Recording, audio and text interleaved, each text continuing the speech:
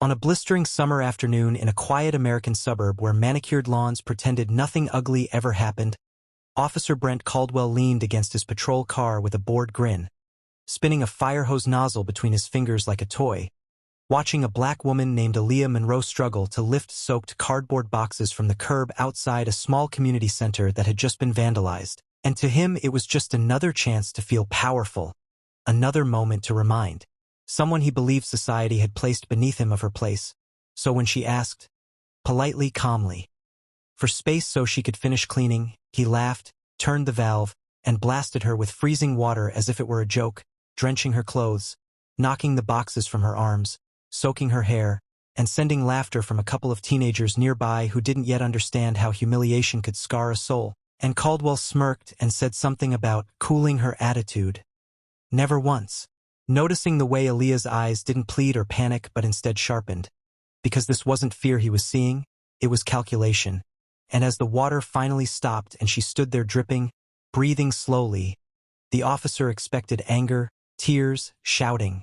Something he could use to justify himself later, but instead she reached into the inner pocket of her soaked blazer and pulled out something that instantly drained the color from his face. Not a weapon, not a phone camera like he'd half expected, but a leather credential wallet bearing a gold seal he'd only seen from a distance during ceremonial events, the seal of the state judiciary. And when she opened it with steady hands and held it up, revealing her name embossed beneath the title Circuit Court Judge,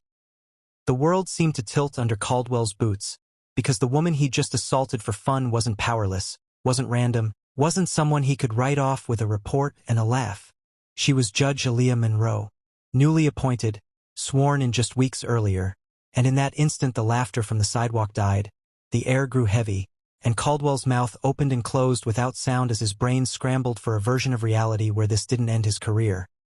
His confidence collapsing into raw panic as Aaliyah calmly said she'd asked him to stop and he'd chosen cruelty, and while he stuttered apologies and claimed it was a misunderstanding, she didn't raise her voice or threaten him, she simply reached into the same pocket again and pulled out her phone, already recording, explaining that everything from the moment he turned the hose until now was documented, time-stamped, and automatically uploaded, because she'd learned long ago that calm preparation outmatched rage, and as backup sirens echoed faintly,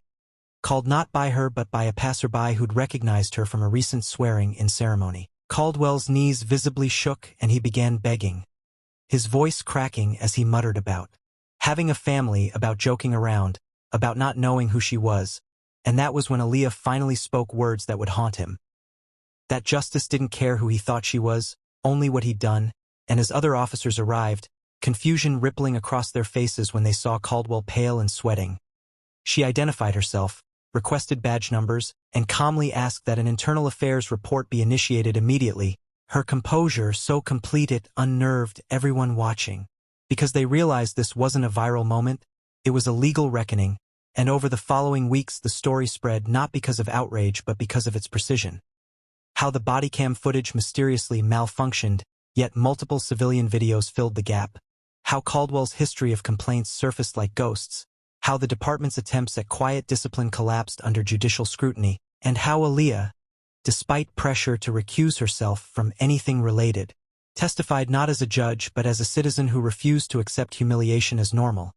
revealing that she'd grown up in neighborhoods where authority often wore a grin before it wore a badge, and that day by the curb wasn't her first taste of being underestimated, only the first time the underestimator didn't know who he was dealing with, and when the disciplinary hearing finally arrived, Caldwell sat trembling as his own words were played. Disciplinary hearing finally arrived, Caldwell sat trembling as his own words were played back, his own laughter echoing through the room and the panel. Unable to ignore the clarity of the evidence, terminated his employment, referred the case for civil rights review, and stripped him of the shield he treated like a toy, and in a final twist that made the story resonate across the country, Aaliyah declined a personal settlement, directing any awarded damages to fund legal aid clinics in underserved communities, stating that justice wasn't about revenge but about repair. And when reporters asked how it felt to make a cop beg for mercy, she corrected them softly, saying she hadn't made him beg. He'd simply met the consequences he thought only existed for others, and long after the headlines faded, that afternoon remained a quiet warning etched into the memory of anyone who heard it. That power built on humiliation collapses the moment it meets preparation. That dignity doesn't need to shout. And that sometimes the most dangerous thing a bully can face is the truth pulled calmly from a soaked pocket and held up to the light.